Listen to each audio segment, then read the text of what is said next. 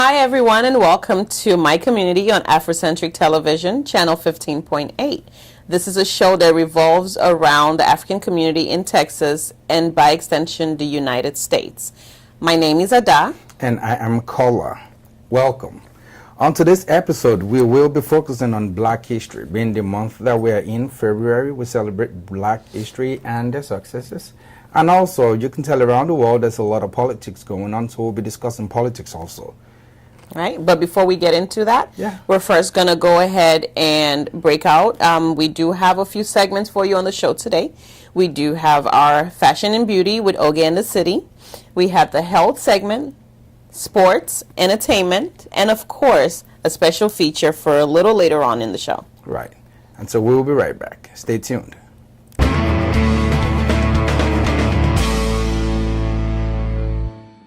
right, thanks, Kola and Ada.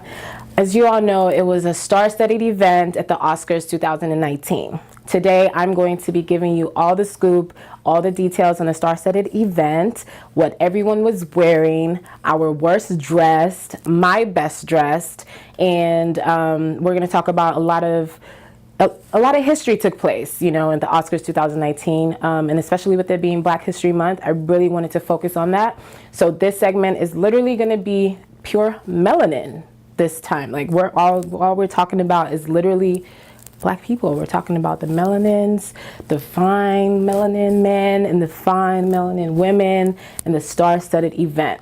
So I'm gonna start off with our top 10, which is basically my top 10 best dressed. So we're gonna start from number 10.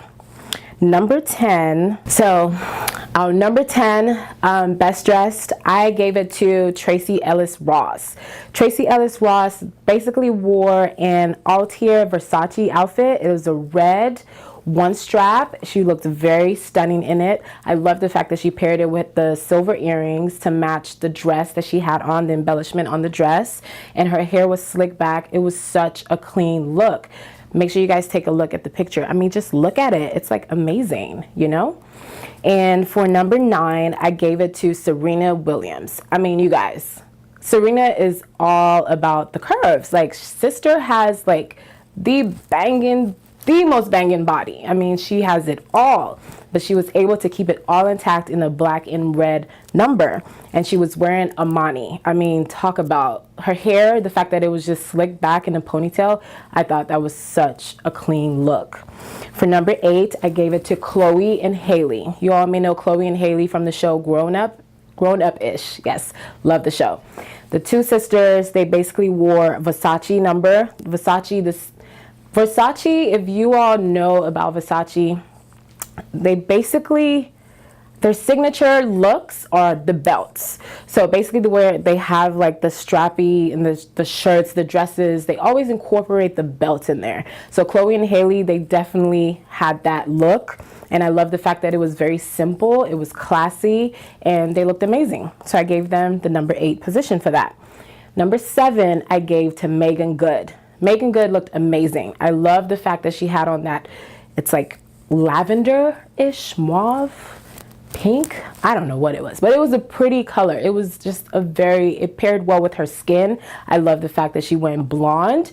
I mean, it was absolutely beautiful. And she wore a George's Chakra dress. Number 6, I gave to Michael B. Jordan. Yes, we're not talking only about women on this list. I gave number 6 to Michael B. Jordan. His date was his mom, and he literally had on a Tom Ford suit. He looked very elegant, okay?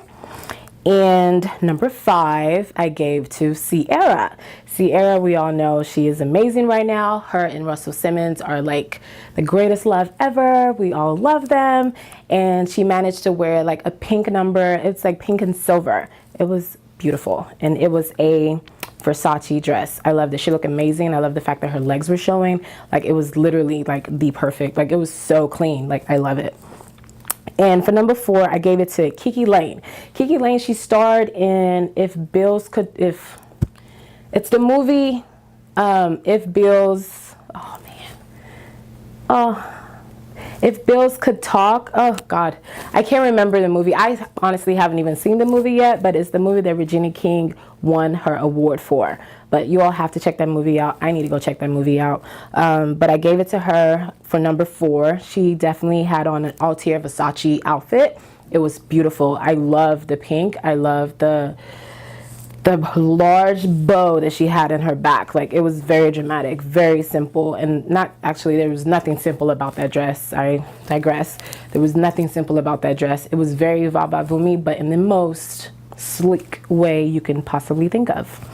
And for number 3, I gave to Angela Bassett. Angela Bassett looked amazing for a 60-year-old woman. I mean, guys, talk about goals.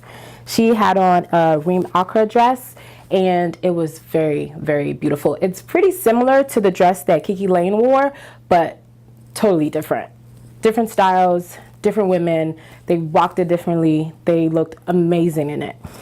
Number 2, I gave to, of course, the first Oscar winner, Regina King. I'm sorry, not the first Oscar winner. She's not the first Oscar winner, but she definitely won her first Oscar, okay? Regina King looked amazing in all white. I mean, she looked stunning. I have nothing bad to say about her outfit. It was white, it was simple. I love the fact that she had on, her hair was jet black. Like, it was definitely just a clean look. And she wore an Oscar de la Renta. And if you know about fashion, we know we love Oscar de la Renta. For number 1, dun, dun, dun, dun, dun. This is gonna be like outrageous, and the reason why I'm even giving this person number 1 was because honestly, I never expected this type of costume to ever be made. I never thought about it. I never imagined it. I don't know the people that created this dress. Actually, it was C. Siriano that created this dress, and the person that wore it was the Billy Porter. Guys, he literally had on like a tuxedo dress. That's like, wow, like that's crazy. Like, who does that? But I have to commend his designers for that. He looked amazing in that outfit. Okay, so next up, we're gonna go into our worst dressed. Not necessarily a worst dressed per se, but it's gonna be my top 3 of people that pretty much, like, I don't know what they were doing. It was just a big question mark right there. It was just like, what are we doing, guys? Okay, so for the top 3 worst dressed that I'm going to say, number 3, I'm gonna go down. Number 3 for my worst dress, I gave to Taraji P. Henson. I love Taraji. I think she's amazing. I love her. Everything Taraji does, I love, okay? But I did not understand her outfit. I just didn't understand it. I felt like she should have came in there like strutting. But to me, she disappointed. And you all will have to be the judge of that too. And number 2, I gave to Gabrielle Union. Gabrielle Union wore, basically in my opinion, she wore a pair of bed sheets. She just put on like silk sheets on her body and just came out the house. She looks amazing. Her body's amazing. And I'm like, show off your body. Like, the dress was pretty much like a shift dress. It's just straight down. Just didn't compliment her body too well to me. Number 1, my worst dressed of the entire night, I have to give to SZA. Oh my God, guys. What was she wearing? I have no idea. She's so beautiful. I need her team to get on it ASAP. Like, she's such a beautiful girl, and she needs an amazing team behind her to present her well. I just did not like the way that they presented her. I did not like her hair. I did not like her nails. I did not like her dress. I just didn't like anything about it, honestly. So she would be my worst dress for the night. Also, I have to give my best dressed to the Oscar parties, because you all know after the Oscars it's the after party. So the person that I feel that pretty much rocked the house for the after party, after looking through all the looks that I could find, I personally feel like Rihanna. That's our girl. That is our girl. I mean, the girl just can do no wrong. She literally wore an Alexandra Vautier Spring 2019 collection. It was like a leopard print short dress. It was so cute. I was like, girl. And you all know it's her birthday just passed, so she's just out here just looking scrumptious, you know, just looking just va-va-voom, just very beautiful. But yes, she looked amazing. And my bonus look that I wanted to talk to you all about, that I feel like their outfit was super amazing, was Lisa Bonet and Jason Momoa. I don't know if I'm saying his name right. Jason Momoa. Okay, I think. The guy from Aquaman and Lisa Bonet, we all know Lisa Bonet. And they both together as a couple had to be my best couple. My best dressed couple, basically. They looked amazing in the color that they wore. I don't know what it was about that color. I still don't know the name of that color. It's like a mauve. I keep saying mauve. I don't know. But it literally looked very clean on their skin. And everyone is raving about Jason's accessory that he had on for the Oscars, which is pretty much the old school scrunchie. He had it on his wrist because you all know his hair, and he literally just looked amazing.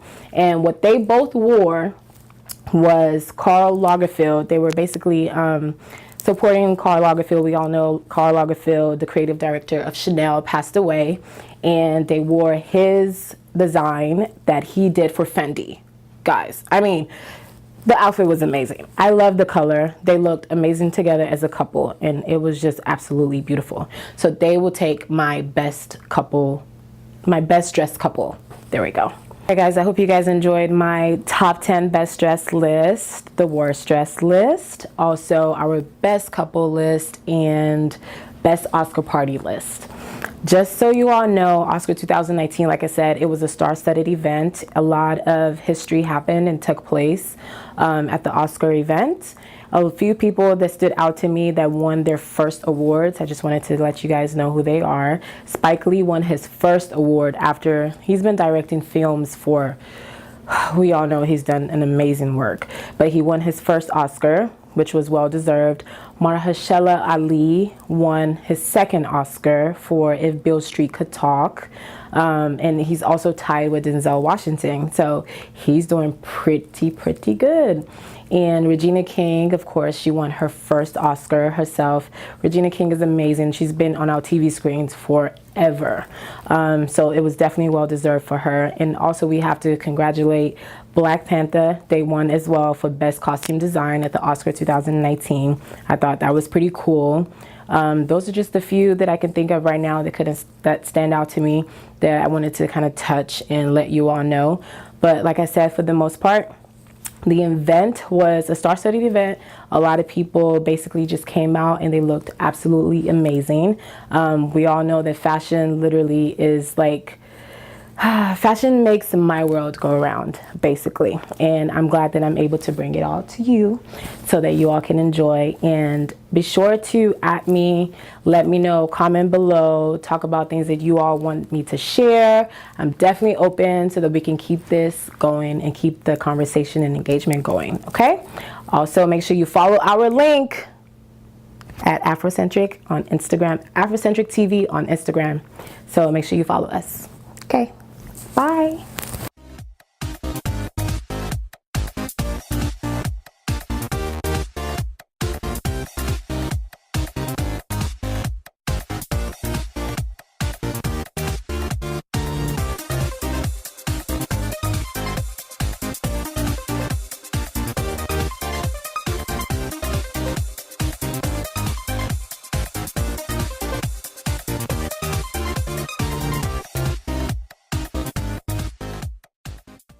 Welcome back to our show on Afrocentric Television Channel 15.8. I hope you enjoyed the last two segments. Right now, Ada, talking about politics and Black History Month. Okay. You know, comfortable. You know, this scared. Is what do you think about this Justice Smollett scandal? Justice Smollett, oh my goodness, with the Nigerians. At this time of the year, we're supposed to be celebrating Africans, you know, and their achievements and all that. Right. And then this scandal. I mean. Yes. Unfortunately, it is a bit disheartening that this is happening, especially at this time of the year. Yeah. As far as the scandal is concerned, at this point, there's just so much, and there are little trinklets of facts here and there, and then there's a lot of emphasis and over-exaggeration about other things. It first started with, him being beat up by some Trump supporters, and then it turned around that they were Nigerians. Now that he paid, apparently, he sent himself the hate mail, paid some Nigerians to beat him up and pour bleach on him. Now the story has kind of changed again that they were actually his trainers. He paid, the money was paid for them to train him. And, I also have seen that the FBI had gotten involved and said, well, Chicago PD probably over-exaggerated a lot of the facts. So there's just so much going on. Nothing is factual. Nothing is actually very factual, and I think at this point the only person who can clear the air is Jesse himself. Has he been interviewed, or? He was interviewed when he first started, I believe, when everything first started. But I think as things keep unraveling, I haven't seen any interviews from him. But at this point, he will have to come out himself and say, whether it was true or not. And if it wasn't true, Jesse, I personally, we all lie. We've all lied. If it's not true, I do. Yeah, we've all lied at some point in our life. Right. So at this point, if it really isn't real, if it's not true, and if it was made up, it's best to just come out, apologize, and let's keep it moving. Yeah, because the longer it drags on, it just looks bad for us. Right? One of the top. He's my favorite on the show. Oh my! I have a huge crush on Jesse. His voice, oh my goodness, his voice is orgasmic. I love Jesse. Really? Absolutely. This isn't no pillow talk. This isn't pillow talk. But he has an amazing, amazing, amazing voice, and I love his acting. He's a really good actor. I saw some people from the LGBT community. I mean, they weren't very happy with him, because they felt like that was such a sensitive topic or anything to even touch on, Right, because it was centered around it being a hate crime because of his sexual orientation. Right. So yes, if it's not true, then you kind of downplaying that type of crime, which is a very serious crime in this country. And now it involves Africans. Do you think, what do you think people's view about Africans will be now? Well, first of all, Jesse, you should have known better than to involve some Nigerians. They will snitch on you. So quick. We try to live a good life, But hey. We do. I mean, we Nigerians are not made. They're not great. I don't believe we really have any organized criminal Nigerians. We may have. I don't know of any, but I don't see Africans in general being in this type of scandal, especially on a national level. So I would say that was the biggest mistake, first and foremost. Because this is alleged, so if it really was planned out that way. But hopefully not, because it's a shame if it was organized and planned out this way, especially for the Africans involved. We already have, especially Nigerians, we already have such a bad name in this country when it comes to fraud activities and things like that. So this is just another excuse for people who are against the African community to say, hey, this is what they do. They're fraudulent. And I would think we are taking lead roles, in Hollywood, and Africans are coming out in numbers, right? In entertainment, and this happened, right? So what would be, the mindset of, our producers, so to say, if they have Africans that qualify, of course, for a role? Would you think, or being African American in general, or as Africans, because they said there are some Nigerians involved, do you think, this is just me throwing it out there to you, do you think that may affect us landing good roles and all of this? I don't think it should, because the acts of one particular person or a group of individuals should not speak or define the whole community. I don't think it should. If you have very talented actors or actresses out there, I don't think this one act should affect their roles or the decision making. You know, if they fit the part, then give it to them. Okay, so do you think, and now I'm bringing it back to politics now. Remember, that's the season we are in. Do you think if Africans want to run for an office here in the States, do you think such could be referenced to during their campaign? Oh, definitely. It will be? Definitely. I mean, they would want to know what their views are on. If I'm a Nigerian and I'm trying to run for office, especially around this time, they'll ask if you're going to get some money to get to stage a crime. If I'm a Nigerian, and if I have a fellow Nigerian running, and I get a chance to interview, I will ask that question. I will. What are your views on this, and how do you think this is going to affect us as a people? And what are your decision, or what are you going to do to help fix this, to rectify this issue? Could this also cause or make Africans push back on other people's sexual orientations? You know, like, because of course Justice is gay, right? So does it mean that Africans are going to be less they're not going to accept gay people as much as they should have, or do you think this is going to play a role in that? Honestly, already as Africans, we don't accept it. There is a lot of, unfortunately, there's, our views are very... I think it's our orientation. Yes, we just don't, it's foreign to us. And that's not something the acceptance of it is foreign, not the act itself, but the acceptance, being able to accept this as the norm, is very foreign to us as Africans. So yes, already it's a struggle. It's a huge struggle in the African community, because you do have lesbian and gay Africans out there who have come out and are struggling because even their family members are not accepting of it. The community is not accepting of it. And now situations like this happen. Yes, it's just another reason for people to be against, gays or the lesbians. And yes, I think it will affect the Africans who those who have a problem with it. I think this is just another excuse for why it's going to be a problem. I see. But anyway, I don't want to dive too deep into that. Right. I would. We have a guest coming up. Professor Omar Osage is going to touch on that. Yes, and give I look us forward much to more that. highlights on that. So absolutely. Let's go to a break right now. So we will be right back. All right. Well, stay tuned for sports and entertainment. See you soon. See you soon.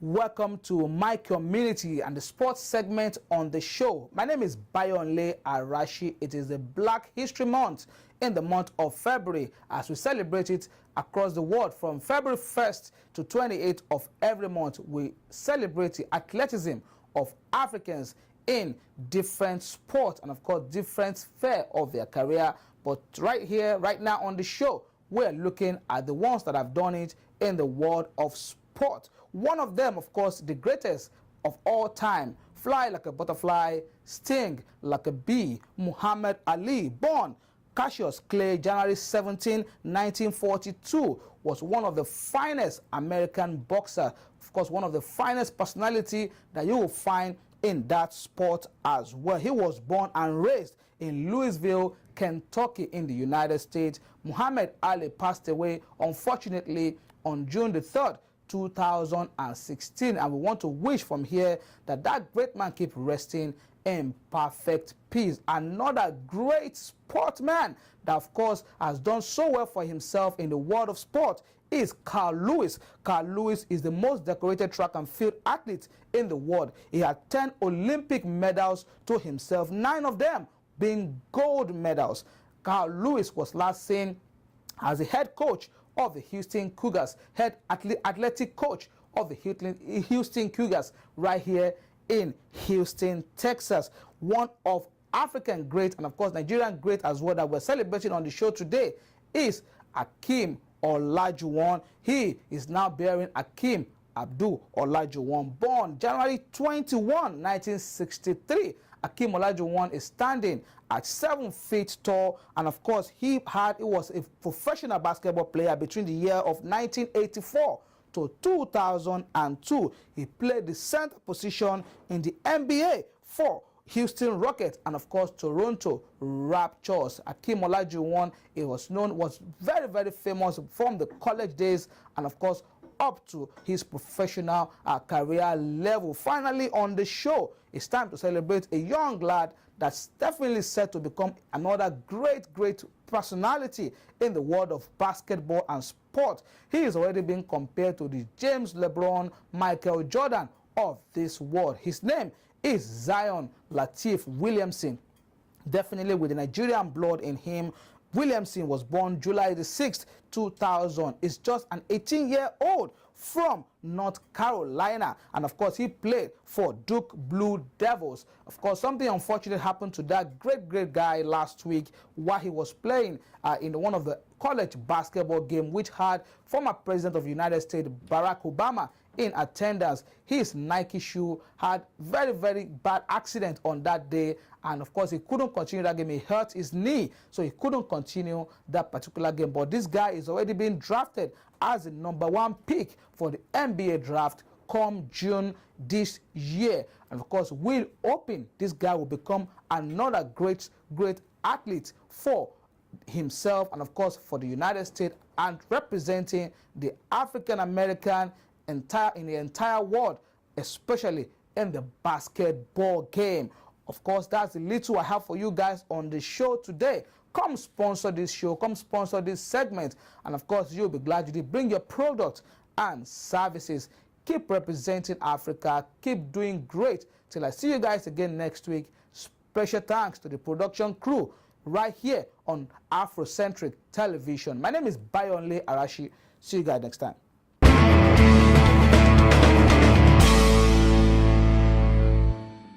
Hey guys, it's me again, Fauzi Aminu, and I am back dripping chocolate.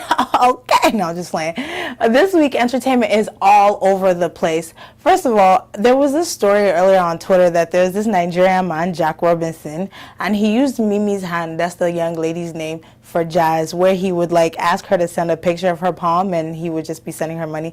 Some stuff like that. It was ridiculous, but apparently it's a real thing. So if they're asking you to send a picture of your hand, don't send it to. And also in Nigeria, the elections were postponed, and first of all, I can't be the only one that finds that hilarious. Like, how do you postpone an entire election? I just pity anybody that planned wedding that weekend. Sorry. This week, we got the tragic news that Karl Lagerfeld passed away. That's the head of Chanel. And he left most of his fortune, about 150 million pounds, to his cats. To his cats. You heard me right, cats. First of all, I just want to know what happens, because like, what happens when the cat dies? Who gets to actually spend the money? Can I be the cat? Can I be the cat's friend? Who's the cat whisperer? Like, I'm just trying to find out. These are questions that really need answers. But anyways, RIP. And fun fact, a lot of people did not know that Karl Lagerfeld actually had his own brand, KL. And yeah, everybody's like, oh, head of Chanel, head of Chanel. Well, there you have it. Last month, Jussie Smollett off of Empire was allegedly attacked and a victim of a hate crime. But the findings of this story have just been all over the place. Supposedly, he paid some Nigerian guys to beat him up, 2 Nigerian guys who happen to be trainers. But then now the FBI is saying that he actually did not pay them to beat him up. He paid them to train him. And then there were stories that he received a hate letter in the mail, and then they said that he sent the letter to himself, and now they're saying that he didn't. It's just all over the place. And now the FBI is saying that the story was a little bit exaggerated from Chicago PD, which, I mean, is not really new to us because, you know, Chicago PD kind of has a history of, you know, telling a little. I'm just playing. But yeah, that's the tea on that. Month as well, the Kardashians have also had a lot of drama. Jordan Woods, who is Kylie Jenner's best friend, supposedly slept with Tristan Thompson, who is Khloe Kardashian's man / baby daddy / whatever else he is. And this is like a big deal everywhere, but I don't really get it because it's nothing new for the Kardashians to be sleeping around where they eat and all that. It's just like a whole big mess. But you know what would be some tea? If Jordan Woods was pregnant for Tristan Thompson's baby, and I will be here to spill it if it's true. The Oscars was this last weekend, and Spike Lee won an award for Best Adapted Screenplay for the movie Black Klansman, and Donald Trump had an opinion for some reason, like, this don't look like politics, but he definitely said, be nice if Spike Lee could read his notes, or better yet, not have to use notes at all. When doing his racist hit on your president, who has done more for African Americans, criminal justice reform, lowest unemployment numbers in history, tax cuts, etc., than almost any other pres. Donald Trump, your tweets confuse me, and I find it challenging to read your tweets verbatim. I almost feel like I lost a brain cell or two, but congratulations to Spike Lee, and if you haven't seen Black Klansman, you should definitely go see that now. Also on the Oscars, Black Panther won an award for Best Costume Design. Congratulations. And this also happens to be the first Oscar award that Marvel Studios has won. Like I said, congratulations and Wakanda forever. Let's bring it back to Houston real quick. UIU held a traditional mock wedding, and it was supposed to be a vibe where it's basically a traditional wedding, but like a mock wedding as the name implies. And it was a cool vibe. They had a date auction after where they auctioned off people of the society. And from what I saw, there were a lot of spices, male and female. So if you weren't there, you definitely missed out. As far as upcoming events in Houston, watch this space and make sure you tune back in next week for more tea on my community station 15.8.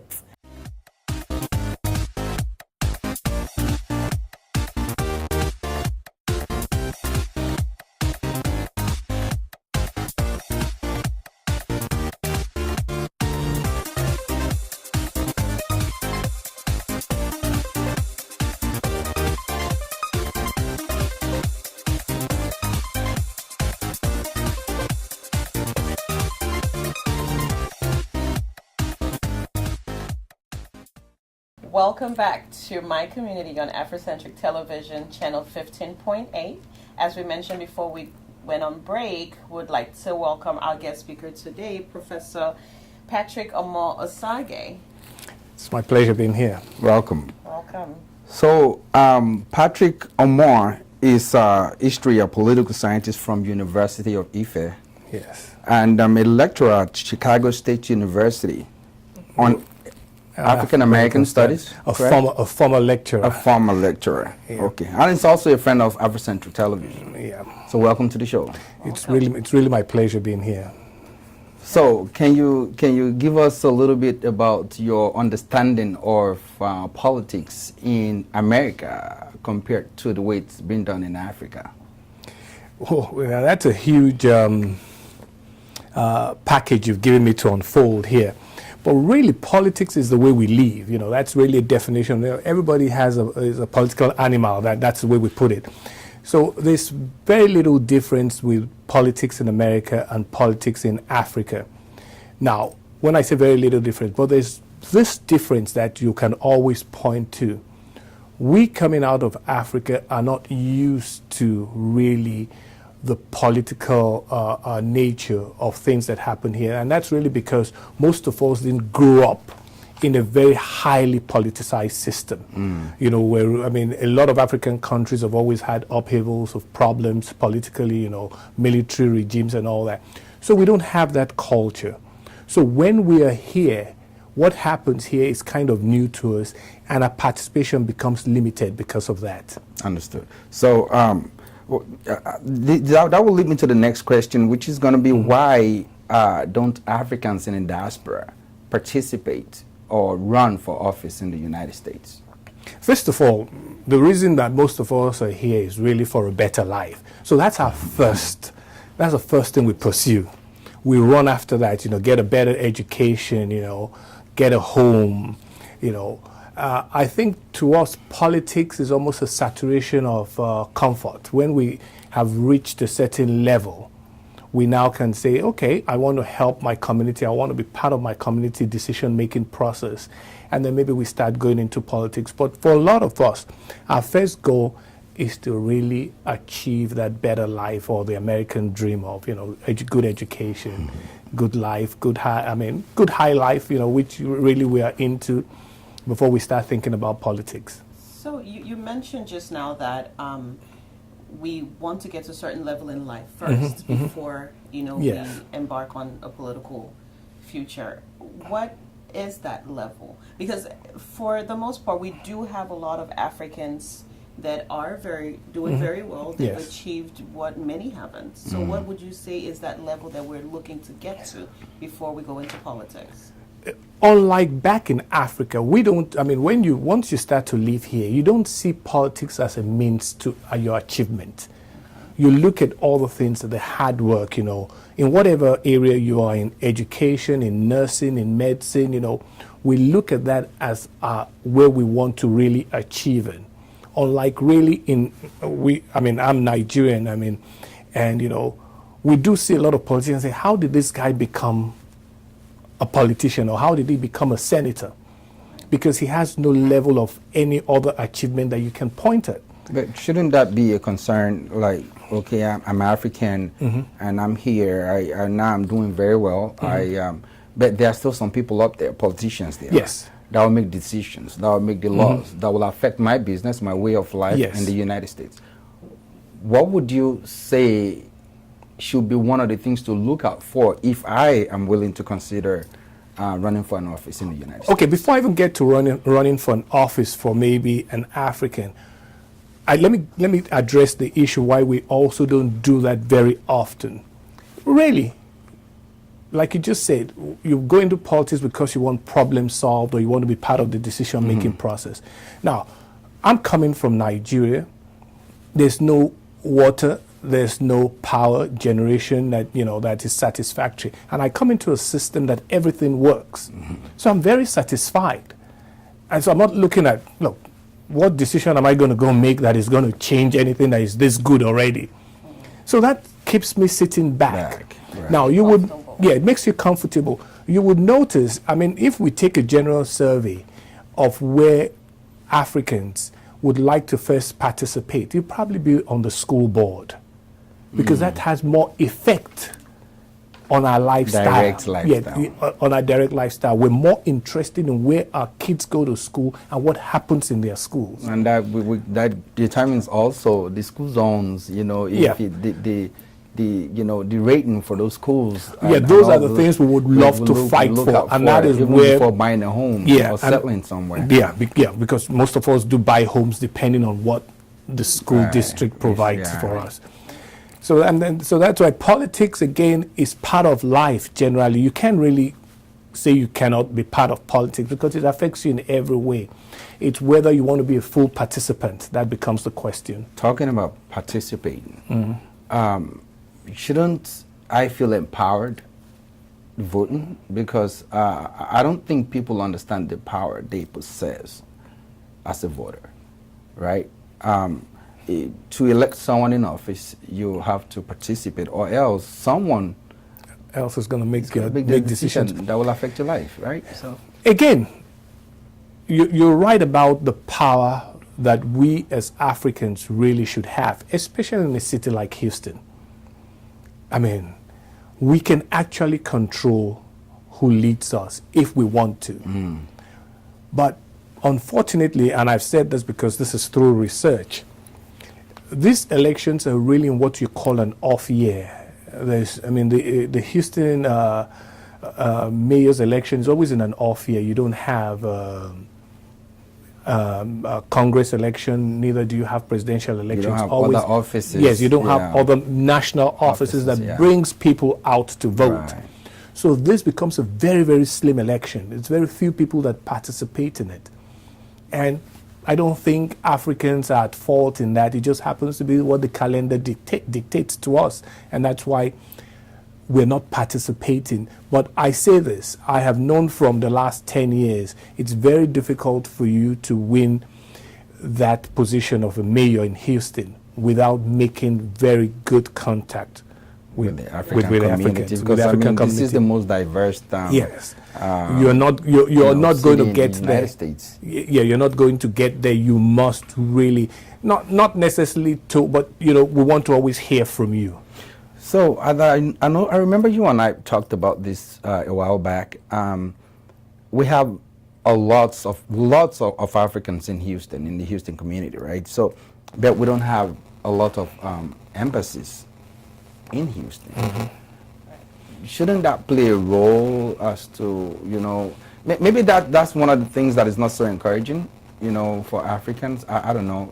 I mean, well, I've always wondered why Nigeria has an embassy, obviously, in Washington, D.C., New York and Atlanta, and at one time in California, in San Francisco. Right. It was actually in San Francisco, and I always wondered why.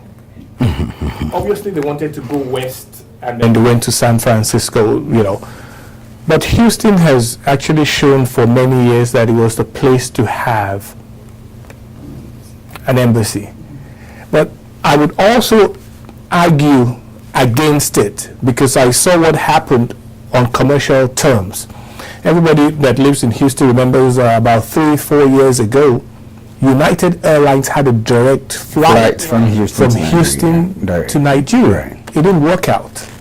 So that tells you something, because I have to bring a little bit of economics into this. It was actually not even that, 2017. Yeah. I remember, because I made very good use of it. Yeah, it didn't work out commercially, It was not. I mean, given that our trade union is really, really strong, we have like the oil, Houston is the energy capital of the world, and we have a lot of oil business going on, transactions going on in Africa and all that.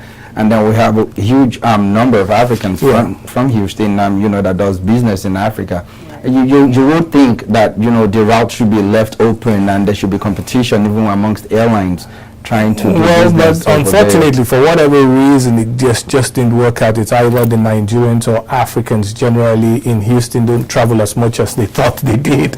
But it didn't work out, and they had to scrap that line. I mean, if anybody really knows now, even the flight from Atlanta, it's a daily flight, but I think 2 or 3 of those days it breaks through New York. New York, and sometimes in France. Yeah, so it now breaks through New York. Yeah. So it's telling you that the numbers are not very favorable to those airlines as of now. It might always change, that's what happens. So talking about going to Africa, back to Houston, now I'm thinking, do you think my vote can count if I go to Nigeria? I remember recently they just had the presidential and senatorial elections, and then prior to that there was a postponement. Do you think there's an effect, a negative effect, because of that postponement? To the result, I mean, because of that postponement? I don't think so. I mean, I always think that there's an overemphasis that a lot of Nigerians travel for elections and all that. That is not my experience. I think that most people actually vote where they live, because the people that travel, the most mobile people in Nigeria are the Igbos, but they control a huge part of the Lagos electorate, and it works out for them, because that means they're not voting in Igbo land, they're voting in Lagos. I mean, you actually have national congressional representatives that are Igbos out of Lagos State, representing them in Abuja. And that's because they have a huge number that do vote in Lagos. So I don't think the postponement would have anything to do with the result. What the postponement just does, it again tells us how unorganized or ineffective our system has become. Because you have 4 years to organize an election, and 6 hours before the polls are going to open, or 4 hours before the polls are going to open, you postpone the election. We really no concrete reason. Really no. I mean, I have read a lot, and I still haven't found. Logistics is a big word. If you say you have a logistical problem, it's a huge word that a very common excuse. I know.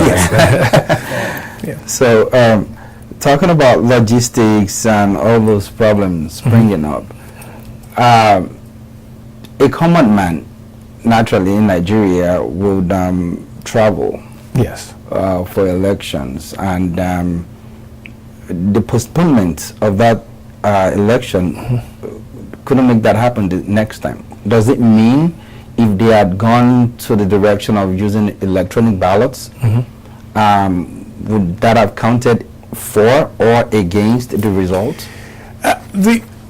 I think the Nigerian election system is starting to come of age, because we've gone a little bit partially electronic, because the way you are accounted for right now is through your fingerprinting.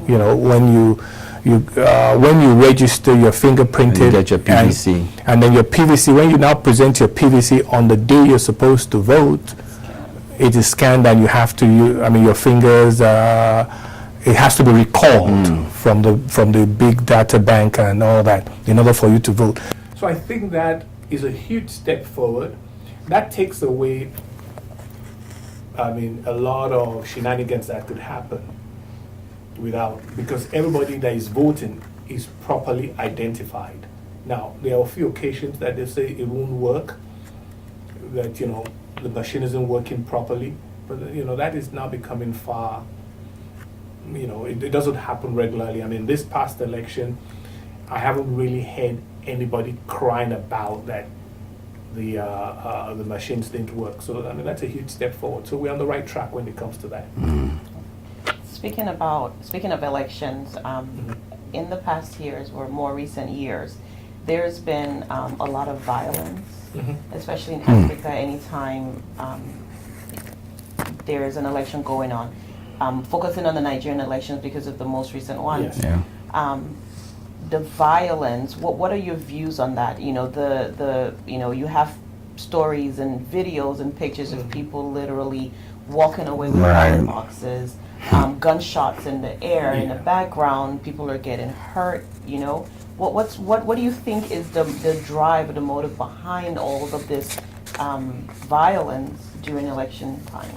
First of all, I've always had a philosophy that violence is usually created by scarcity. The reason people fight for something is because they don't think it's going to be enough. Okay. Now, I almost want to relate that to what happens with elections.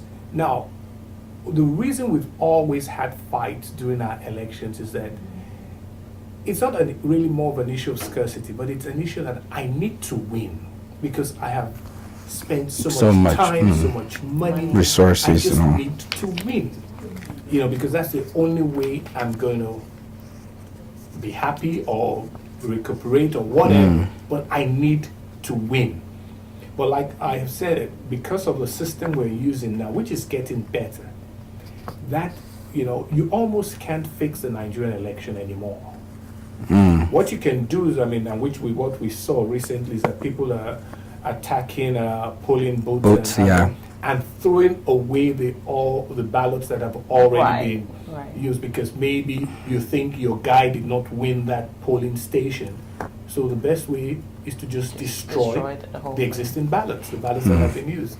So that becomes a no vote in that polling. So I have two more that I need to analyze for us here. In the diaspora, yes, I want to run for an office.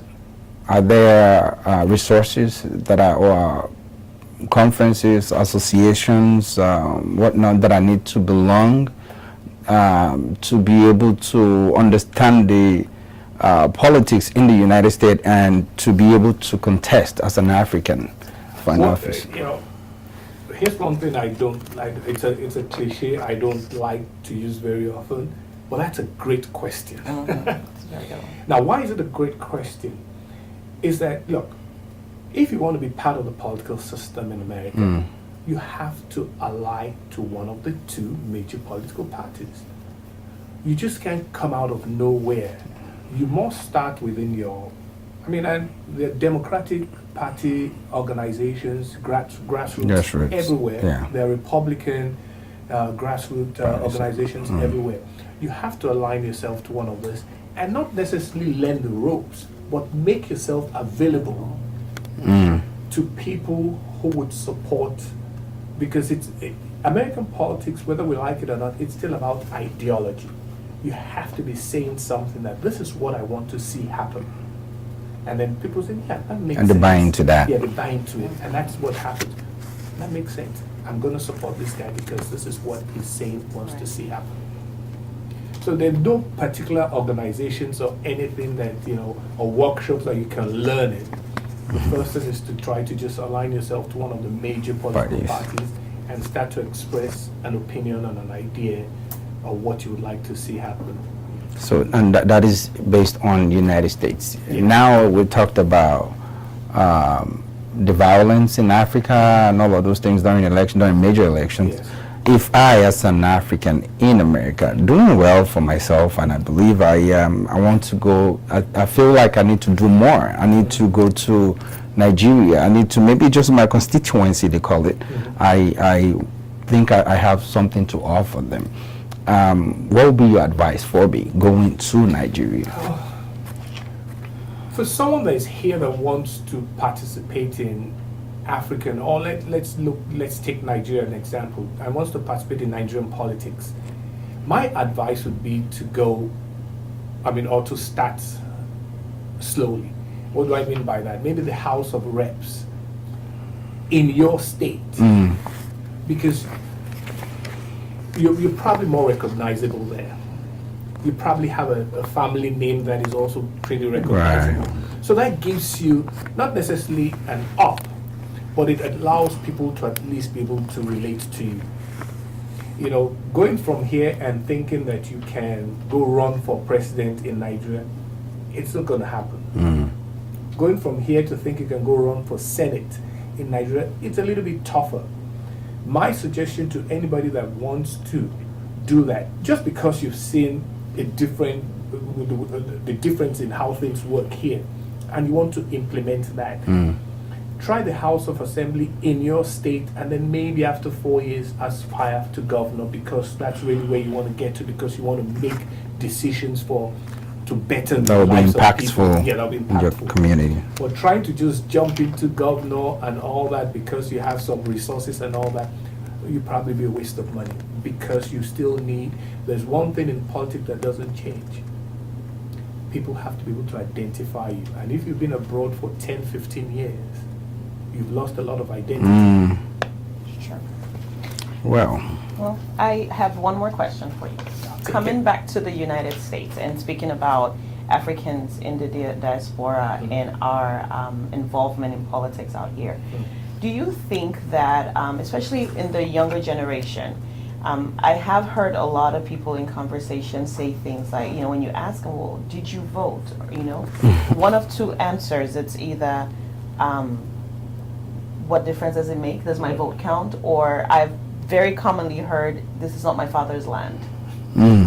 What are your views on that, and is there a way you can tell the audience how those that ideology actually hurts us as a people here and hurts our involvement in politics, and as Africans, yes, this a lot of us weren't born here, but we migrated down here. However, you are now a citizen of the United States and afforded the opportunity to vote.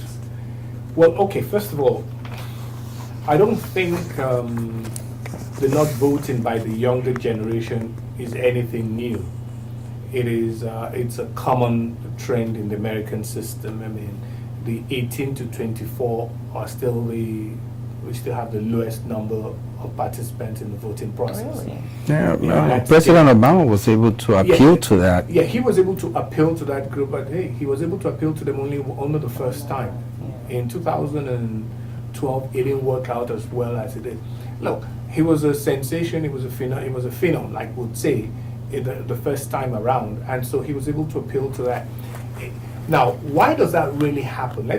Just a quick analysis of why does that happen. An 18 to 24-year-old is still trying to build life, and he doesn't see, and that's why most of them say, my vote will count as for nothing. Because he doesn't see, he or she has nothing that he thinks that a politician can do for him at that time to progress. So it's like, it's not going to count for anything. I'm just going to be voting the same old guys back to office and all that. What's on the reverse? Who are the highest? Who has the highest percentage of voters? Retirees. They have time. So, not because they have time. They have a lot at stake on what happens to them next. for the rest Right, of their lives. right. There's a lot of at stake. So they're full participants in the voting process because, it's just, on the long run, your participation in politics is how does it affect you? And when you're 18 to 24, you're still trying to catch your breath. I mean, either you're just out of college, you're looking for a job, or you already have a job that's a high-flying job in Google or something, and You're not worried about it. like, I'm fine, I'm good. Yeah. Well, thank you so much, Professor Mo. It's nice having you on our show on Afrocentric Television, channel 15.8. You guys had a lot of really good questions, so it was fun to do this. Thank you Thank so much. you. Hopefully we'll see you back here sometime soon. Anytime. Very soon, I hope. All right. We'll be right back.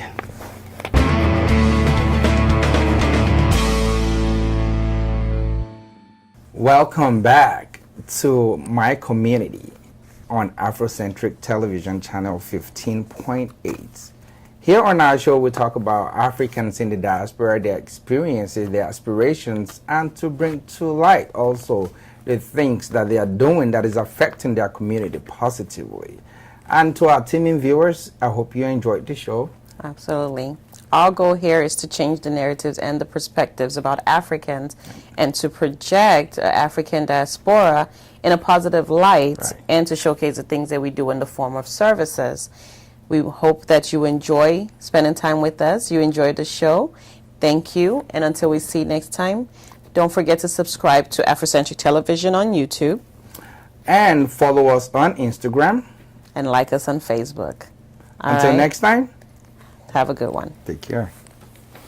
All right. So.